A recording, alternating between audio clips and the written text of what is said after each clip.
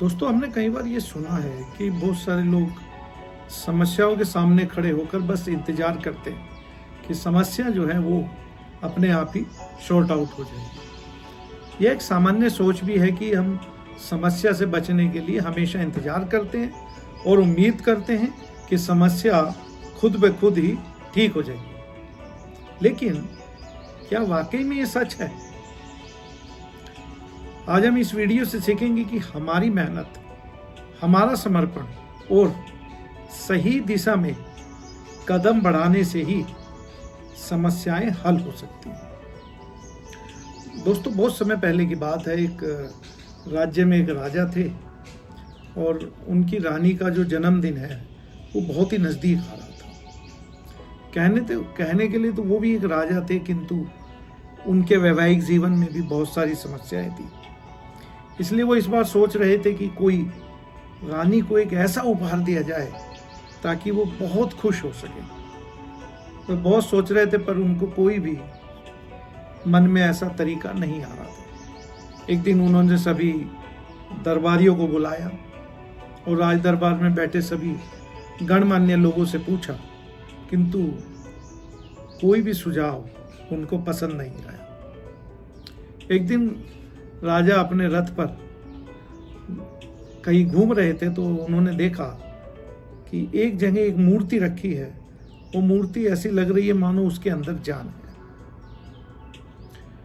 राजा मूर्तिकार के पास पहुंचे और बोले, मैं आपकी मूर्ति देखकर बहुत प्रसन्न हुआ हूं और मैं चाहता हूं कि आप ये मूर्तियां लेकर मेरे दरबार में हाजिर हो। मूर्तिकार तो बड़ा खुश हुआ, मानो उसके हाथ तो कोई खजाना लग गया। किंतु राजा बोले, उससे पहले मेरी एक शर्त है कि आपको मेरी रानी के लिए ऐसा ही एक मूर्ति का पुतला बनाना पड़ेगा जिसे देखकर रानी खुश हो जाए। और अगर तुम ये नहीं कर पाए तो 1 सप्ताह के अंदर तुम्हारा सर तुम्हारे धड़ से अलग कर दिया जाएगा। यह कहकर राजा महल को लौट आया। दूसरी तरफ जो मूर्तिकार है, जो मूर्तियां बनाता था, जो हमेशा हंसता रहता था, वह डर के कारण रानी की मूर्तियां बनानी शुरू करता है। परंतु जो भी मूर्ति बनाता है उसमें लगता मानो जान ही नहीं है, वह बहुत उदास है। ऐसा करके उसने बहुत सारी मूर्तियां बना डाली, मगर मूर्तिकार को किसी भी मूर्ति में कोई भी सेटिस्फेक्शन नहीं था। दोस्तों, 4 दिन बीत गए और अब बचे हैं सिर्फ 3 दिन। एक दिन मूर्तिकार ने सोचा कि मैं रात को अपने परिवार को लेकर यहाँ से भाग जाता हूँ। वह पूरा प्लान करता है, सारा सामान बांधता है और रात को जाने की तैयारी करता है। जैसे ही बाहर निकलता है तो देखता है कि राजा के सिपाही उसके घर पर भी पहरा दे रहे हैं। उसके तो हाथ पैर काम करने बंद कर देते हैं और वो घर के अंदर वापस आ जाता है और सोचता है कि मृत्यु दंड तो निश्चित है। और यह कहकर वह फूट फूट कर रोने लगता है और रात भर उसको नींद नहीं आती है। अगले दिन सुबह जब महात्मा बुद्ध उसके घर पर भिक्षा मांगने आते हैं तो महात्मा बुद्ध उसका चेहरा देखकर बोलते हैं, बेटा बहुत उदास हो और लगता है जैसे कल तुम अपना घर भी छोड़कर जाने वाले थे। यह सुनकर मूर्तिकार महात्मा बुद्ध के पैरों में, चरणों में गिर जाता है और वह सारी बातें बताता है और बोलता है, अगर मूर्ति नहीं बनी तो मेरा सर मेरे धड़ से अलग कर दिया जाए। गुरुजी बोले, बेटा आंख बंद कर के कुछ नहीं होने वाला।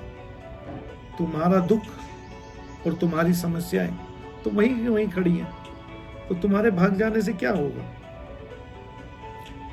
महात्मा बुद्ध ने उसके कानों में कुछ कहा और कहकर चले गए।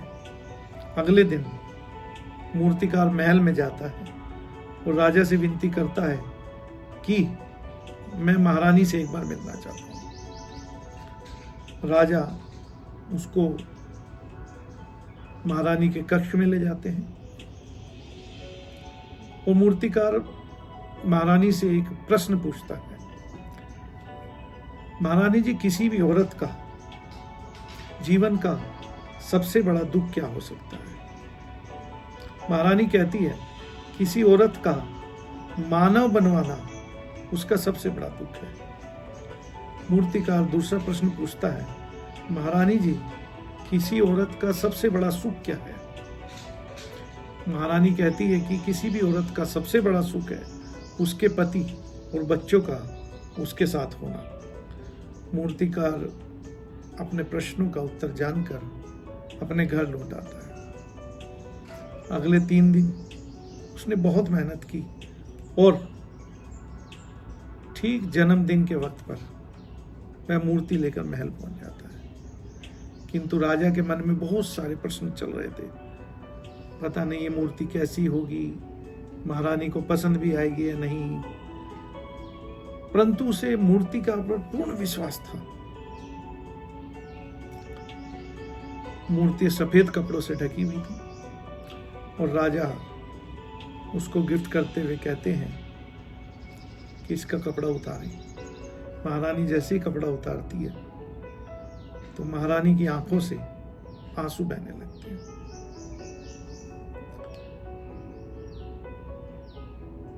दोस्तों, राजा बहुत परेशान हो जाता है और वह सिपाहियों को हुक्म देता है कि इस मूर्तिकार को तुरंत जेल में डाल दो। तभी रानी बोली, नहीं, मूर्ति तो बहुत लाजवाब है, इसमें मेरा पति है, मेरा बच्चा है और इससे सुंदर तोहफा तो कोई दुनिया में नहीं हो सकता। काश ये चीज वाकई अगर मेरे साथ होती तो मैं बहुत खुश होती। राजा, जो हमेशा राज्य के कार्यों में उलझा रहता था, यह सुनकर उसको अपनी गलती का एहसास हुआ। सभी दरबारी उस मूर्तिकार की मूर्ति को देखकर दंग थे। किसी ने भी ऐसी मूर्ति नहीं देखी थी जिसमें सुख और दुख दोनों साथ साथ थे। राजा ने मूर्तिकार को ढेरों उपहार दिए और अपने मंत्रिमंडल में जगह भी दी,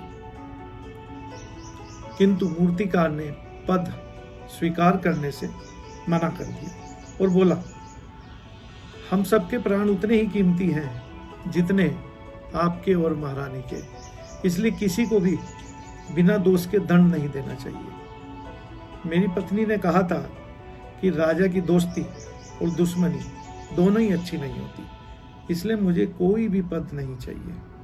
मैं जो कर रहा हूँ मुझे वही करने दो, वही मेरी पसंद है और मैं पूरे जीवन काल तक सिर्फ ये मूर्तियाँ ही बनाना चाहता हूँ। अब मुझे आज्ञा दीजिए। और वह मूर्तिकार वहां से चला गया। दोस्तों, हमारे जीवन में बड़े बड़े दुख और संकट आते रहते हैं और ये संकट, ये दुख हमें कुछ ना कुछ सिखाने के लिए आते हैं। फिर भी सिर्फ हम अपने दुखों को देखते हैं और उनका निवारण नहीं खोजते हैं। जो समझदार व्यक्ति होते हैं वो परिस्थितियों में भी दुखों का निवारण खोजते हैं, न कि गुस्सा करते हैं और वास्तविकता में हम उस गुस्से में अपना ही नुकसान करते हैं। वो इस बात को अच्छी तरह समझते हैं कि उन्हें दुख आने पर शांत ही रहना है और समस्या का समाधान ढूंढने का प्रयास करते रहना है। किंतु हम लोग विषम परिस्थितियों में क्रोध करते हैं, अपना ही नुकसान करते हैं, क्योंकि क्रोध हमें कोई भी चीज सिखा नहीं सकता है और न ही हमें क्रोध सही निर्णय लेने देता है। दोस्तों, क्रोध में हमारा मस्तिष्क भी काम करना बंद कर देता है और परिस्थितियों के दलदल में ऐसा फंस जाता है कि वहां से निकल पाना बहुत ही नामुमकिन होता है और वह कितना भी हाथ पैर मार ले, इस दलदल से कभी भी बाहर नहीं आ सकता। आपको हाथ पैर मारकर नहीं बल्कि शांत रहकर विवेक के साथ अपने कार्य को करना है। वो सोचना है कि इन विषम परिस्थितियों का समाधान कैसे हो। जब आप समाधान खोज लेते हैं तो एक ऐसी संपत्ति मिलती है, एक ऐसी समझ मिलती है, एक ऐसा विश्वास मिलता है, एक ऐसी शक्ति मिलती है जो जब भी आपके सामने कोई समस्या आती है तुरंत उसका निवारण हो जाता है। इसलिए बुद्ध ने कहा है अगर दुख है तो निवारण भी है, और हाथ पे हाथ धरे रहने से, यूं ही वक्त गंवाने से कभी भी उसका निवारण नहीं मिलेगा। और जितना भी आप समस्या से दूर भागेंगे, समस्या आपके पीछे उतनी तेजी से भागेगी और ये एक विकराल रूप लेकर आपसे लड़ेगी। इसलिए जितना हो सके आप इसका डटकर मुकाबला करें। इसलिए समस्या है तो लड़िए, डटकर सामना कीजिए और निवारण कीजिए। दोस्तों, आज की वीडियो से आपने क्या सीखा वो मुझे कमेंट में अवश्य बताएं, और ये वीडियो उन लोगों तक अवश्य पहुंचाएं जिनको इसकी ज़रूरत है। इस चैनल को सब्सक्राइब करें। मिलते हैं अगली वीडियो में, तब तक अपना ख्याल रखें। धन्यवाद। नमो बुद्धाय।